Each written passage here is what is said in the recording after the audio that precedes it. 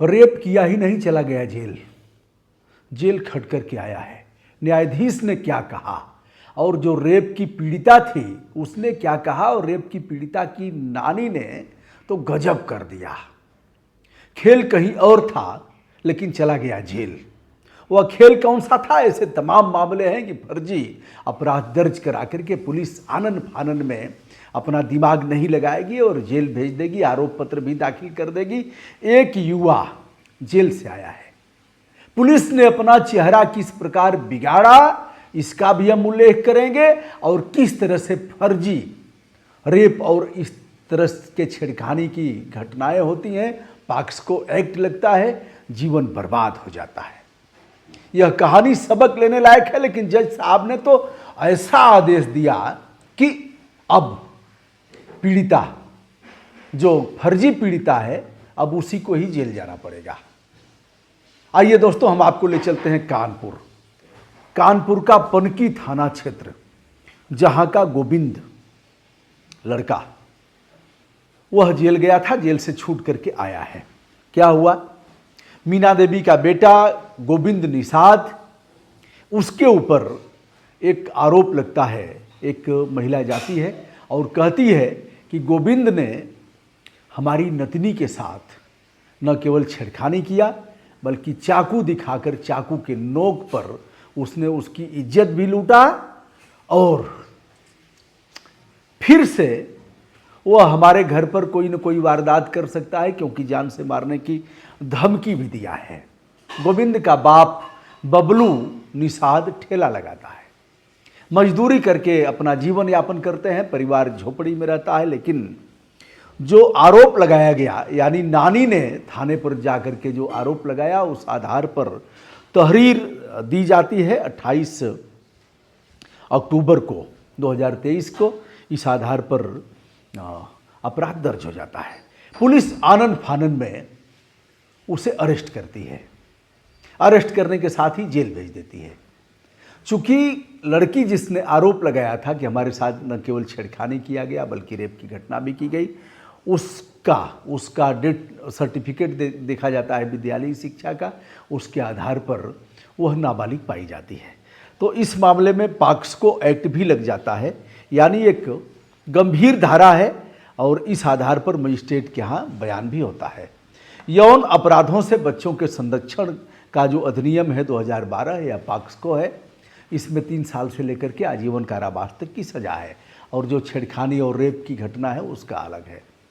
दोस्तों, दर्ज होने के बाद, चूंकि गोंडा के लोग रहने वाले हैं, निषाद परिवार के लोग, गोंडा में जो थोड़ी बहुत ज़मीन थी उसको बेच दिया, गोंडा का घर बेच दिया, खपरेल वाला, जो पैसा मिला उसमें केस लड़ते रहे। 32 बार केस की सुनवाई हुई और 6 गवाह पेश हुए।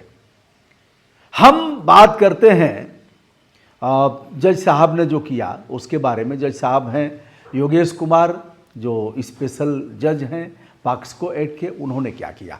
6 गवाहों में पुलिस के लोग, यानी आईओ, इन्वेस्टिगेशन अफसर ने अपना बयान दर्ज कराया, और लोगों ने दर्ज कराया, नानी ने दर्ज कराया, लड़की की बड़ी बहन ने दर्ज कराया, और स्वयं लड़की ने दर्ज कराया। जो बयान दर्ज कराया उसके आधार पर पुलिस ने तो चार्जशीट लगा दिया, मान लिया। मेडिकल परीक्षण भी कराया। मेडिकल परीक्षण में रेप की घटना तो छोड़ दीजिए, कहीं खरोच तक लड़की को नहीं पाई गई, लेकिन पुलिस ने कहा कि ऐसा हुआ है। पुलिस ने आरोप पत्र दाखिल किया। पुलिस इस मामले में कमजोर क्यों होती है, हम इसको भी बताएंगे, बता ही देते हैं। और जज साहब पर आ रहे हैं कि जज साहब ने कैसे मामला उलट दिया। यह उन लोगों के लिए काफ़ी काम का है जो फर्जी रूप से ऐसे केस में फंसाए जाते हैं। यह केस उनके लिए बहुत महत्व का है। पुलिस क्यों करती है? पुलिस इस पर लोड लेना नहीं चाहती। अरे यार, हटाओ इसको। अब जैसे समझिए, आईओ ने जो रिपोर्ट लगाया, चार्जशीट लगाया, वह चार्जशीट जाएगी सीओ साहब के यहाँ।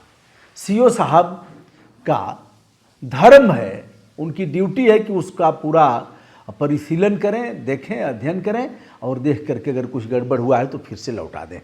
लेकिन सीओ साहब क्या करेंगे? उसको फाइनल कर देंगे, जाएगा एडिशनल साहब के यहाँ। एडिशनल साहब देखेंगे, वैसे ही बस चिड़िया बैठाएंगे। तत्पश्चात आगे बढ़ेगा कप्तान साहब देखेंगे। लेकिन जो जागरूक अधिकारी हैं वो वापस कर देते हैं कि यार देखो इसे कैसे किए हो ऐसे, तो वह देखते हैं। लेकिन अब यह इस रास्ते से होते हुए मामला न्यायालय में चला जाएगा। कहते हैं अरे यार ठीक है, न्यायालय करेगा जो करेगा, अपना पिंड छुड़ाओ। अब डरते क्यों हैं? क्योंकि ऐसी महिलाएं, लड़कियां उनके खिलाफ भी आरोप लगाएंगी, कहेंगी कि इन्होंने ऐसे हमारे साथ किया, ऐसे यह नहीं पूछा, ऐसे कहा, ऐसे किया। तो वह अभी अपनी नौकरी बचाते हैं, इसलिए कोई लोड लेना नहीं चाहता। यही वह कारण है कि सज्जन लोग, जिन लोगों ने कोई अपराध नहीं किया, उनका जान न्यायालय से ही छूटता है, जेल जाते हैं, क्या क्या दुर्गत होती है। ऐसे तमाम विषयों पर मैं वीडियो करूंगा। अब आइए, उस पीड़िता का बयान हुआ। उसने कहा ऐसी कोई घटना नहीं हुई, जबकि मजिस्ट्रेट के सामने वह बयान दे चुकी थी। उसने कहा नहीं, उस रात ऐसी कोई घटना नहीं हुई, इसने चाकू नहीं दिखाया, हमारे साथ रेप की घटना नहीं किया। नानी ने कहा कि हम तो गए थे थाने, और थाने गए थे तो हमसे जो लिखवाया उन लोगों ने, हमारा अंगूठा लगवाया, हस्ताक्षर करवाया, हम वही कर दिए, हमको बताया नहीं गया क्या हुआ। और पीड़िता कह रही है कि हमको पुलिस ने समझाया कि ऐसे ऐसे कहना है तो हमने कर दिया। एक खेल और इस मामले में है जो काफी महत्व का है। पीड़िता ने किया क्यों ऐसा, इसे हम जानते हैं। बड़ी बहन ने कहा कि हमने ऐसी कोई घटना नहीं देखा। जज साहब हैं पॉक्सो एक्ट के योगेश कुमार, मेडिकल रिपोर्ट देखते हैं और सब कुछ देखने के बाद 6 गवाह पेश हुए, जिसमें पीड़िता मुकर गई, उसकी बहन मुकर गई और नानी ने ना ना ना ना किया। अब आगे आइए, आगे का जो मामला है उसमें गोविंद की बहन, पीड़िता ने कहा कि गोविंद की बहन से हमारे भाई का प्यार था, दोनों का लव यू हो गया था, और हमारा भाई गोविंद की बहन को लेकर के फरार हो गया।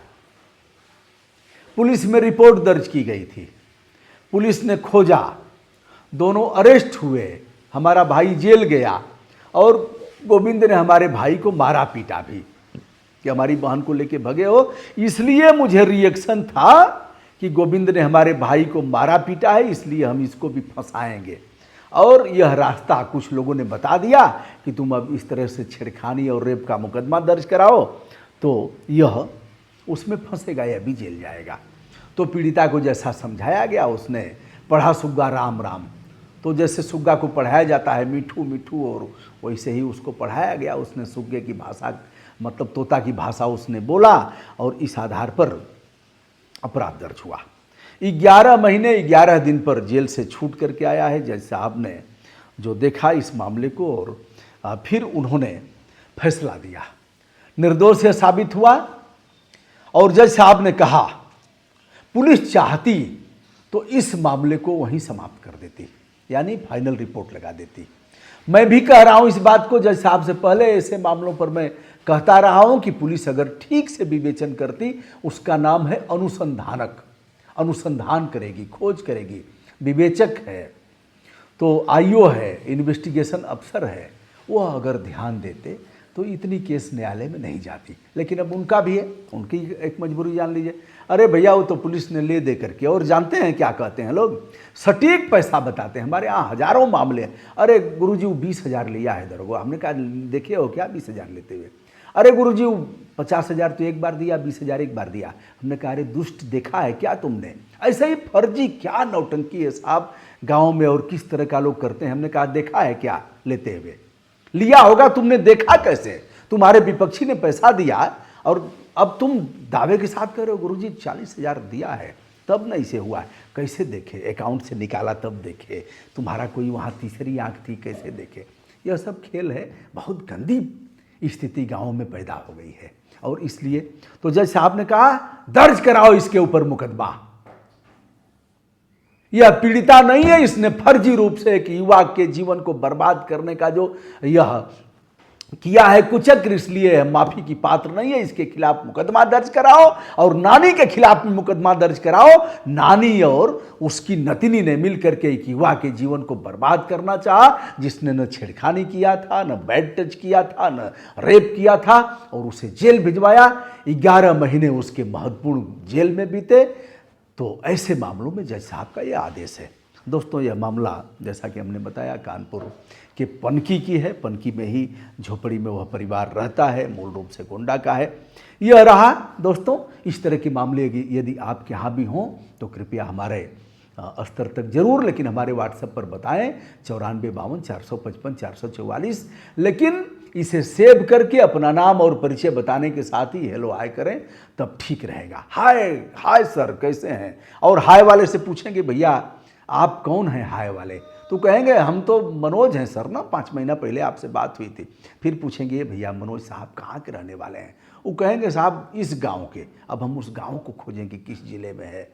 ऐसे एक ही बार में बता दीजिए मैं फला विद्यार्थी हूँ, व्यवसायी हूँ, यहाँ का रहने वाला हूँ, ऐसे करके तो मुझे भी सुविधा होगी। दोस्तों मैं हूँ ब्रजभूषण दुबे, संपूर्ण आदर के साथ हमारा प्रणाम स्वीकार करें।